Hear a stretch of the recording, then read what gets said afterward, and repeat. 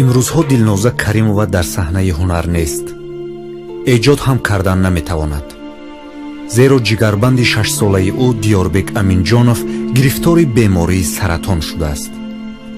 бале мухлисони азизи Дилноза Каримова, ба ин бовар кардан душвор, аммо ин ҳақиқат аст. Диёрбек Аминҷонов моҳи октябри соли ҷорӣ дар беморхона бистарӣ мегардад. пас аз ташхисҳои тӯлонии табибони беморхонаи онкологии шаҳри Бишкек ва мутахассисони Ҳинд маълум гардид, ки ӯ ба бемории саратони лимфомаи зинаи чорум гирифтор шудааст.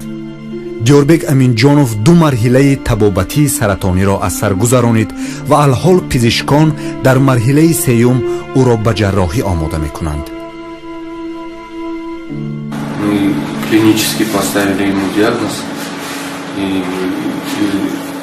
видя его жалобы, УЗИ, МРТ, начали лечение, поставили диагноз неходжинская лимфома с поражением всех групп лимфоузлов. Ребенок Алимжанов поступил к нам в тяжелом состоянии.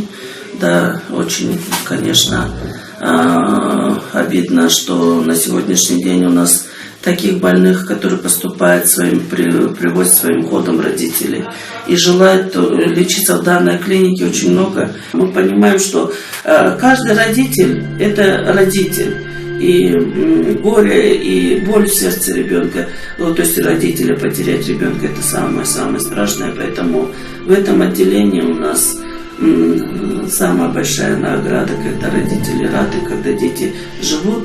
Для нас это огромная радость, что мы каким-то образом могли помочь. بعد از 15-20 روزی همین обследование کردم. بعد وقتی اوزی توموگرافی MRT بعد آخرانش لاپاراسکوپی کرده. بعد دیدن که در یک روده خودش یک بیزی کلام بوده است. برای هر یک مادر فهمیدن یک بیماری فرزند خود یک عذاب جان است. Наше несчастье, как раз приехали доктора, профессора, большая делегация из Индии, и нам удалось направить материал, поливранию жидкость непосредственно в Индию, и при котором диагноз, который мы подозревали, неходжинская лимфома, он подтвердился в настоящее время. У нас есть диагноз Т-клеточная неходжинская лимфома, по которой он должен продолжить несколько фаз лечения, но следующие фазы лечения желательно было бы ребенку провести в Турции, в Германии, в принципе Индия, Россия тоже возможно. Вообще лечение таких больных с неходжинской лимфомой, она очень дорогостоящая, и один курс лечения может обойтись примерно от 10 до 20 тысяч долларов. саломативу бахти фарзанд барои волидайн арзишмандтарин неъмат аст. барои модар ҳатто як тори мӯи фарзанд азиз буда намехоҳад фарзандаш бемор бошад. аммо ҳеҷ кас намедонад, ки фардо чӣ рӯзе ба сараш меояд. тақдири Диёрбеки хурдсол ба илҳому эҷоди модараш таъсири сахт расонид. дар беморхона акнун Дилноза Каримова дар гӯшаи танҳоӣ суруди умед, мубориза ва талоши зистанро ба гӯши фарзандаш замзама мекунад.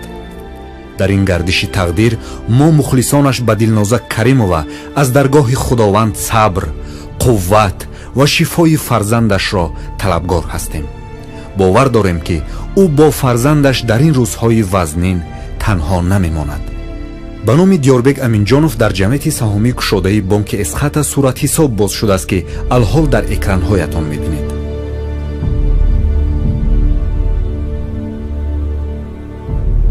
کسی که در این روزهای وزمینی من با من است من ندارم.